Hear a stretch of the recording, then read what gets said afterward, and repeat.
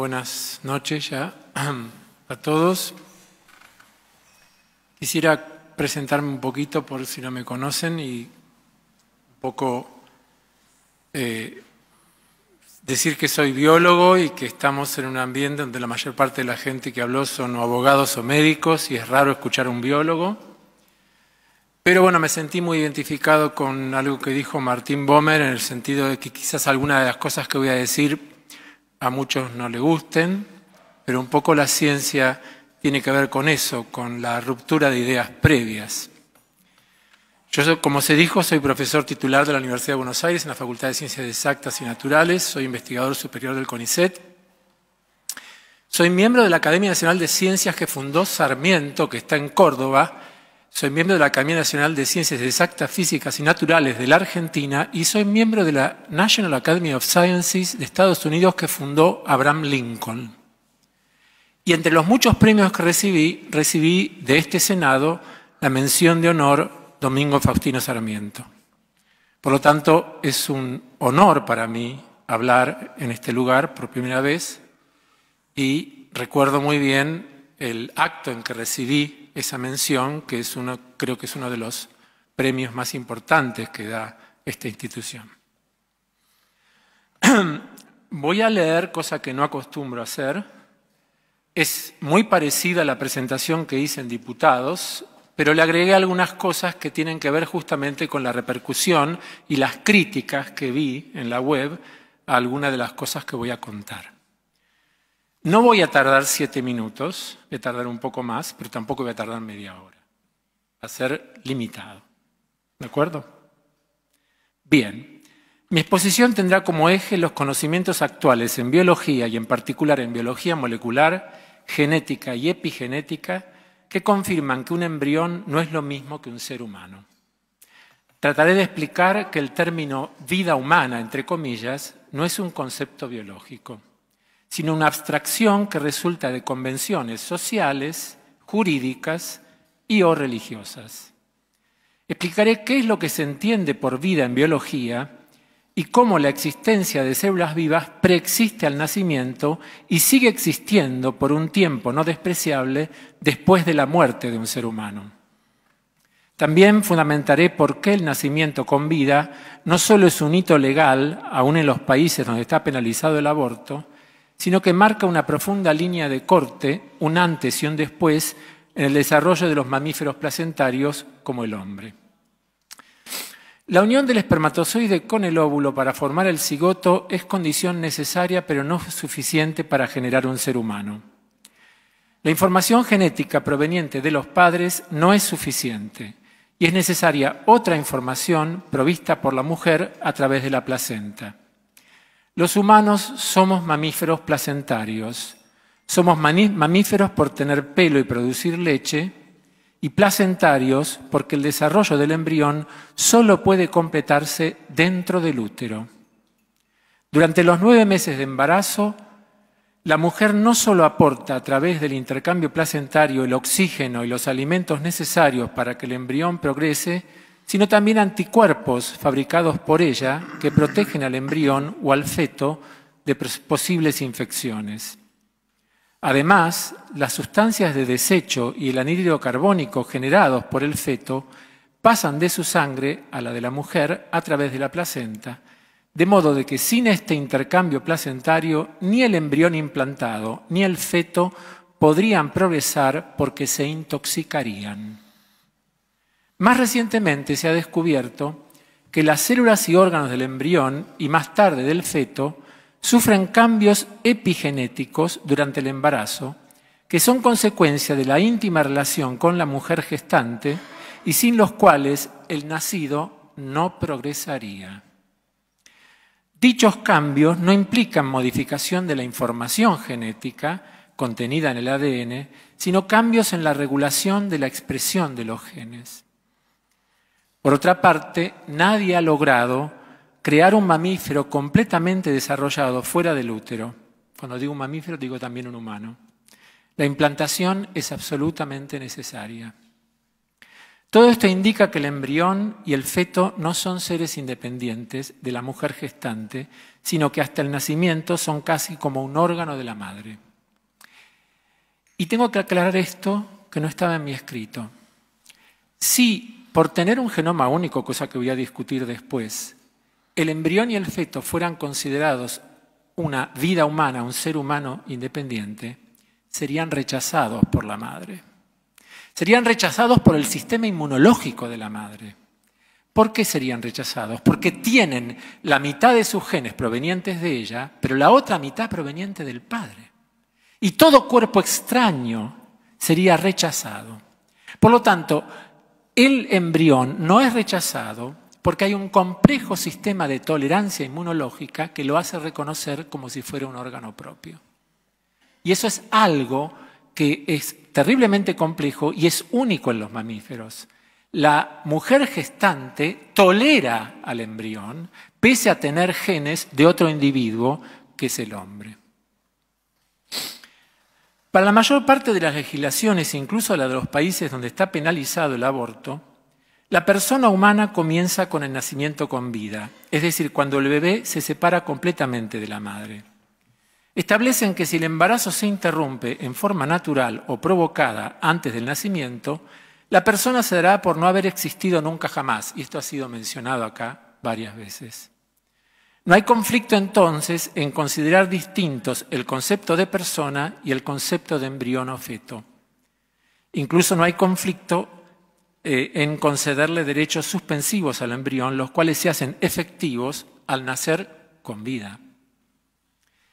El conflicto surge por lo que algunos califican como, entre comillas, vida humana. Un concepto que no tiene una definición taxativa y responde más a creencias que a hechos. Quienes se oponen a la despenalización del aborto argumentan que desde la concepción, es decir, desde la unión del óvulo con el espermatozoide, el cigoto es vida humana y, en consecuencia, tanto si se trata de cigotos o embriones producidos in vitro en protocolos de fecundación asistida, como de cigotos o embriones desarrollándose intrauterinamente, eliminarlos o descartarlos implicaría cometer un homicidio. La biología no define vida humana, sino vida. La vida es una forma particular de organización de la materia que cumple con dos condiciones esenciales: reproducción y metabolismo. La definición de vida sensu stricto está referida solo a las células. Una célula viva lo está porque puede dividirse y puede metabolizar. La definición de vida celular no es relativa sino absoluta y no es el resultado de ninguna convención social ni jurídica. Las células de un embrión están vivas, así como las del feto y las del bebé o las del adulto. Pero también están vivos los espermatozoides eyaculados fuera de la vagina, los óvulos que son eliminados en cada menstruación y las células de la placenta que se desecha en cada parto están también vivas.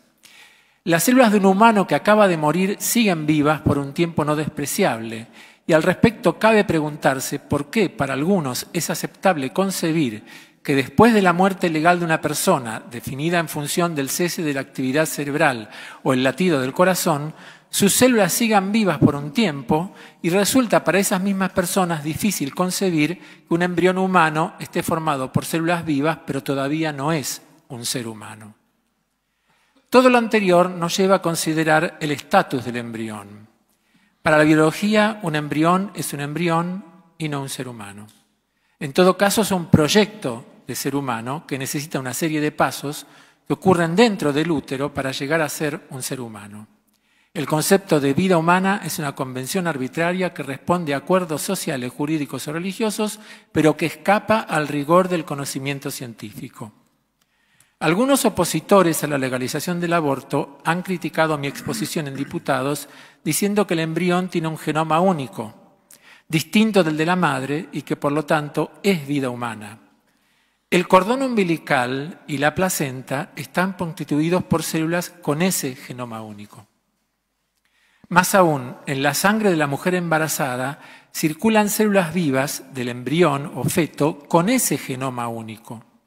Y son justamente esas células del embrión que circulan en la sangre de la mujer embarazada las que permiten hoy en día, y no hace 5 años, realizar diagnóstico prenatal del feto con una pequeña muestra de sangre de la mujer sin necesidad de recurrir ni a la amniocentesis ni a la biopsia de las vellosidades coriónicas, que es lo que se utilizaba de manera rutinaria.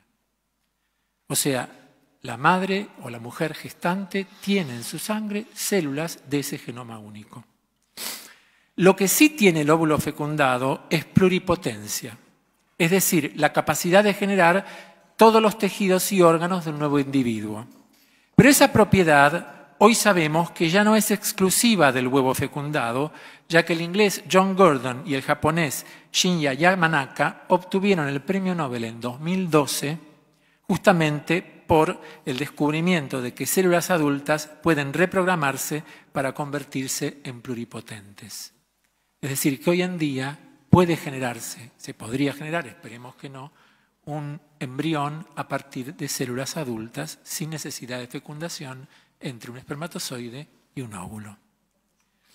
Esta divergencia de criterios lleva a la dificultad de ponerse de acuerdo sobre el estatus del embrión. Pero deberíamos ponernos de acuerdo en que no es un ser humano y que por lo tanto no sería un crimen interrumpir el embarazo prematuramente. Prueba de que para la actual ley argentina la interrupción del embarazo no es equivalente a un homicidio son, y esto se habló aquí también, el hecho de que la pena por practicar un aborto es muy inferior a la de un homicidio, sobre todo si se tiene en cuenta que el supuesto ser humano que es víctima se encuentra totalmente indefenso. La ley entonces diferencia al embrión y al feto del ser humano nacido ya no solo como persona jurídica, sino también como objeto de un delito. El segundo hecho es el hecho de que esté permitido abortar en casos de violación o de peligro de vida de la mujer gestante. Si el embrión o feto fueran seres humanos, en un país donde no es legal la pena de muerte, ¿qué categoría inferior tendría ese ser humano proveniente de una violación respecto de los que no son resultado de ella, como para que sea permitido, entre comillas, matarlo? Resulta interesante recurrir a la definición de aborto que figura en la 6ª edición de un diccionario de genética de King y Stansfield de 2002.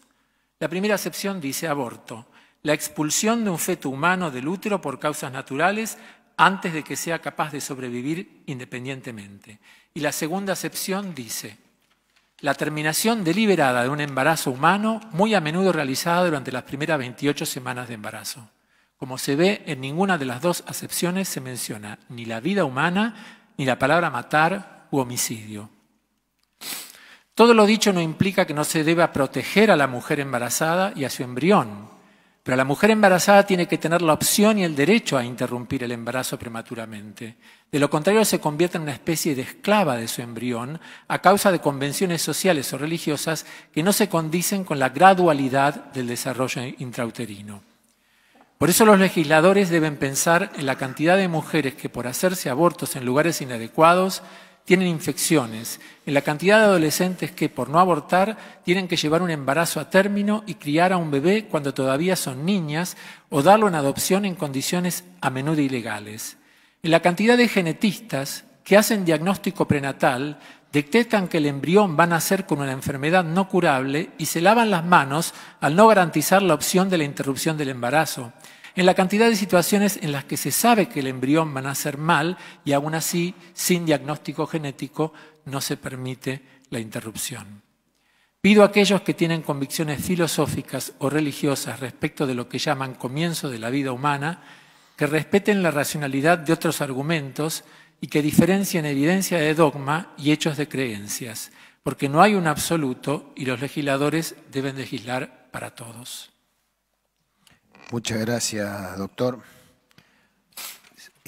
Senador Elías. Está cortita la pregunta, presidente, le prometo. Una vez ya lo escuché al doctor calificar de subespecie humana a uno de nuestro interbloque, porque pensaba distinto. Ahora estoy viendo que hay también proyecto de ser humano y Bueno, No, perdón, pero voy a la tengo que pregunta. interrumpir, yo Voy a la nunca dije pregunta. eso, subespecie El senador humana. Cobo dijo eso una vez, pero no ¿Quién? importa, no importa. No ¿Quién no importa. le estáis preguntando quién? El senador Cobo, pero, pero no lo yo. dejemos ahí. Sí. Ah, Voy a la pregunta. Usted ha dicho recién que si los médicos, voy a tratar de decirlo, si algo me equivoco, como lo ha dicho, me corrige, que si los médicos detectan que el embrión va a nacer mal y no recomiendan un aborto, es lavarse las manos, algo así dijo, ¿verdad? no dije recomendar. Bueno, Repita lo que yo dije. ¿cómo lo dijo, perdón? No dan la posibilidad. Los médicos que detectan. Sí, en todas las partes del mundo donde está permitido el aborto hay lo que se llama genetic counseling. Si se hace un diagnóstico prenatal y se sabe que el niño va a nacer con una enfermedad para la cual no hay cura, se le da la posibilidad, se le informa a la madre o a la pareja claro. que puede tener la posibilidad de interrumpir el embarazo. O sea que usted está de acuerdo o está propiciando el uso eugenésico del aborto. No, no es un uso eugenésico, es la voluntad de la madre. No, pero está claro que si de pronto detectan que es un niñito con síndrome de Down. Yo no dije síndrome de Down, dije una enfermedad incurable. Una enfermedad incurable. ¿Usted cree que el síndrome de Down es una enfermedad? No, a ver, una discapacidad. Por eso se llama síndrome. Pongamos una discapacidad. Perdón, ¿usted cree que el síndrome de Down es una enfermedad? Pues lo dijo usted, ¿eh? Está bien. No, no está bien, está mal. Igual no es médica. Bueno, yo tampoco. Está bien, concretemos la pregunta. La pregunta es esa. ¿Cuál es? Si usted está de acuerdo, por lo visto, está recomendando abortos eugenésicos. No, no estoy recomendando aborto. El aborto no se recomienda. El aborto es una opción. Nunca se recomienda. Jamás. Y yo estaría en contra de que se recomiende